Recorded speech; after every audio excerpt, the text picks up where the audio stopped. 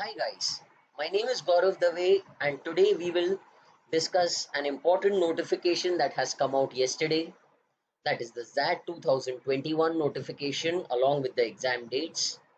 Apart from CAT and NMAT, ZAT is the only exam which has announced all its details so far. Of course, we have seen that NMAT right now has withheld all its dates and will be releasing them again in the second week of September. But yesterday, the ZAT official website, that is zatonline.in, has given out all these details.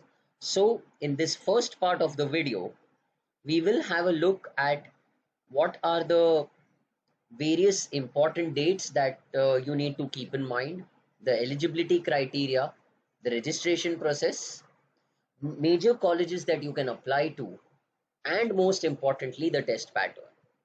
So, as you can see here, the key date that we need to remember is 3rd Jan 2021. That's the first Sunday of 2021. Typically, ZAT has this tradition of having the exam on the first Sunday of the year, and the timing is also more or less fixed, 10 to 1 or 9:30 to 12:30. ZAT generally is always a 3-hour test broken into two parts, which we will look at in the exam pattern later. Now, what are the dates that you need to keep in mind?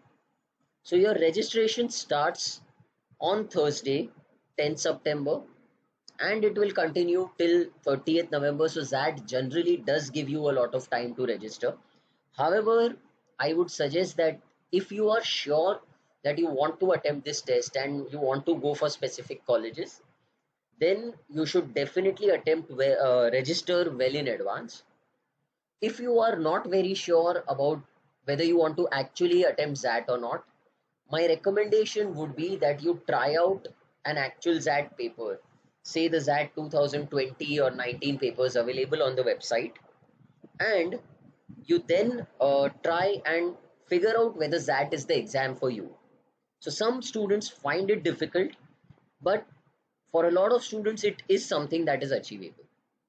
The admit cards will be released from 20th December onwards till the morning of 3rd Jan, but obviously it makes a lot of sense to download them well in advance. Lastly, your results typically come out between the 25th and 30th of Jan. Generally, to 30th of Jan is seen as a common date, but you could expect it anywhere after the 25th. That will be conducted in more than 70 cities. The whole list is available on their website. So now let's have a look at what colleges you can get through ZAT and why you should take ZAT. So one, the first and obviously the best college that you would get under the ZAT umbrella would be XLRI Jamshedpur for its two flagship courses. The first would be the business management course, which is called ZAT BM, and the second is the human resource management course, which is the ZAT HRM course.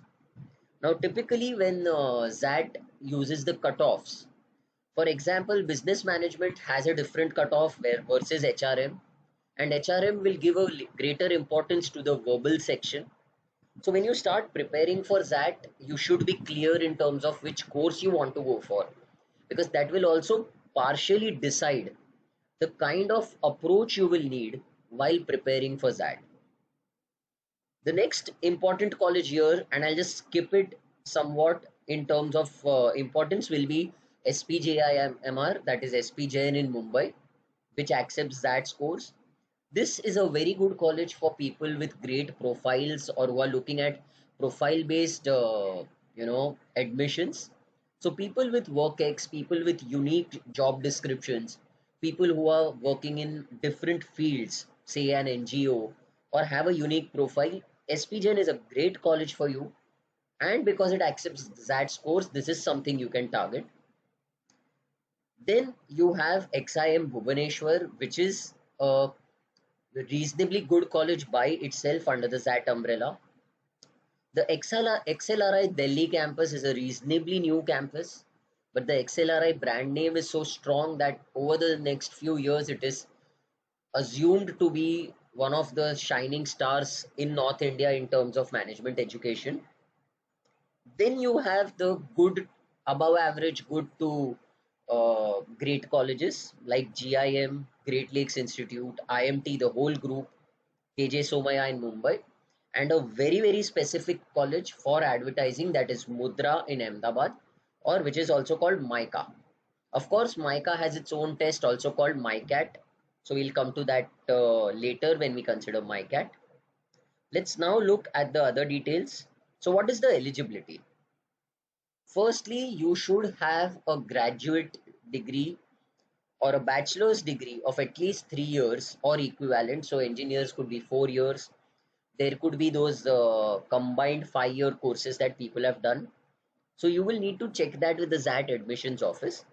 But it needs to be a recognized bachelor's degree in any discipline. Now the CAT form says that your bachelor's degree should have a minimum 50%. Here there is no such condition mentioned. If you are in your final year, then you can take the test, but you get a provisional admission if you clear the test and get through. Now, what is a provisional admission? Your exam needs to get over by 10th June 2021, and then you should have cleared all your exams by December 21. This is the typical structure of a provisional admission. Again, for specific details, you will need to contact the ZAT office. Now, for students who are Indian and want to go to XLRI, you can only go through ZAT. But if you are an NRI candidate or a foreign national, then you can apply through GMAT. If you apply for the ZAT test, it does not mean that you have applied individually for the programs. So if you are applying for ZAT HRM, for instance, then you have to apply for the test and separately apply for the program. These details will be released by the ZAT admissions office in due course of time. So you will need to follow up with them and keep watching their website for these details. What about registration and fees now?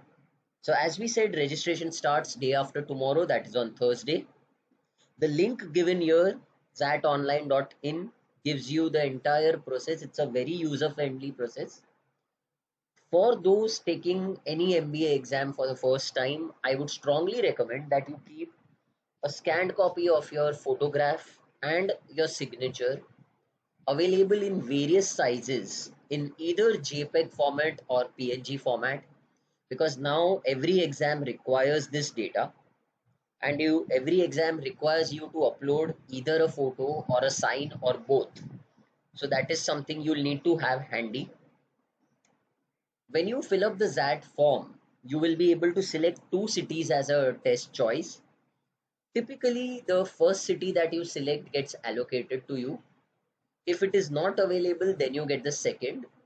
In very rare cases, you don't get either of them. You're allocated some third city based on availability and demand.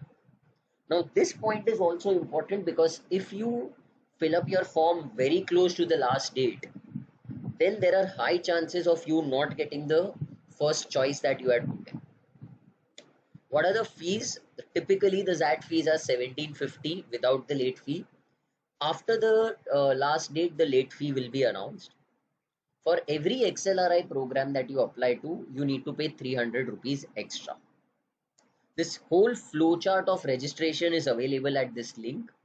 I would suggest that you go through it in detail, keep all your documents ready, and then start registering. Finally, we come to the most important aspect of this discussion today, which is the test pattern. Now, even before you look at this pattern, what you need to keep in mind is that ZAT keeps changing its pattern every year. So, for example, ZAT 2019 had 74 questions in part 1 and 25 in part 2. Also, the number of questions where you started losing marks for not attempting them was different. Earlier ZATs, and this I'm talking about ZAT 14, 15, 16, etc., 4-5 years ago, ZAT even used to have a tendency to give different marks for different questions. So 1 mark for easy question, 3 marks for tough questions, and so on. So ZAT has this habit of springing up surprises every year. Secondly, if you notice, or for people who have tracked ZAT earlier, The actual ZAT pattern is released very close to the exam. So if the exam is on 3rd January, the pattern will more or less come out around the first week of December. So you might get patterns floating in the, you know, on the internet, or you might have people telling you that this is the pattern that will come out so far. I would suggest that always go on to zatonline.in and check whether the official pattern has been released. The pattern followed last year, to give you a reference point, was that there were two parts to the exam. So part 1 was a 75 question test for 165 minutes, and part 2 was general knowledge for 15 minutes. So that made it a 3-hour test. Now within part 1 you had 3 sections. So verbal and logical ability, which is more or less VA, which is VA, RC, grammar, critical reasoning, all of that. Then you have decision making. Now this is a unique section and it appears nearly only in ZAT, where you will be given small business cases or HR cases and you will need to arrive at decisions to be made. So, these are not really true or false based questions, in the sense that you don't have a unique answer to this.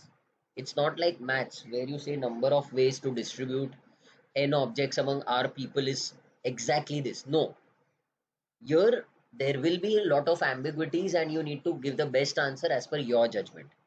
So this is something that you will need to practice extensively.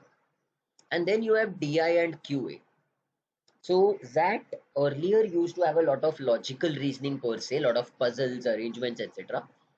Since the last few years, that has gone away from that model. So you have hardly any LR based questions.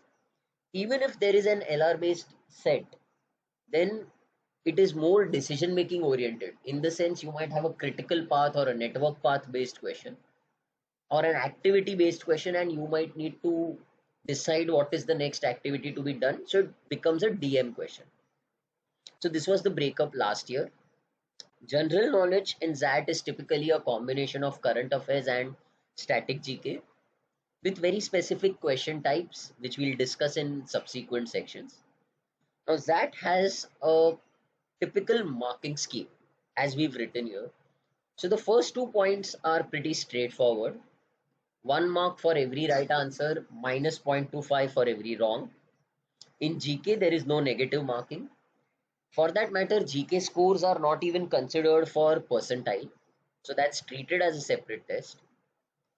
And a unique feature of ZAT is that it penalizes you for unattempted questions, which means that if for the first 8 questions that you leave across all sections, it is not at a section level.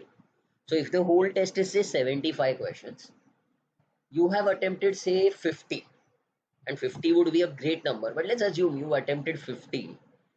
Then out of the remaining 25 questions, for the first 8 questions, it will not penalize you. But for the remaining 17 questions, you will keep losing 0.1 marks. So total marks that you will lose will be 17 into 0.1, that is 1.7 marks. So you see that in ZAT, the more questions you leave also has a bearing on your overall score. Of course, how to tackle this is something we'll come to much later when we look at ZAT strategy. Other important points that you need to remember for ZAT are there is no sectional timing, so you can keep jumping between sections. You can start with any section of your choice. You can solve questions in any order that you want. But keep in mind, you do not have access to any on-screen calculator. So CAT is the only exam that gives you access. So you'll need to prepare for that accordingly. As I said earlier, this was the pattern as of last year. With that, I always expect a pattern change. So by December, I could possibly expect a little bit of a pattern change even this year.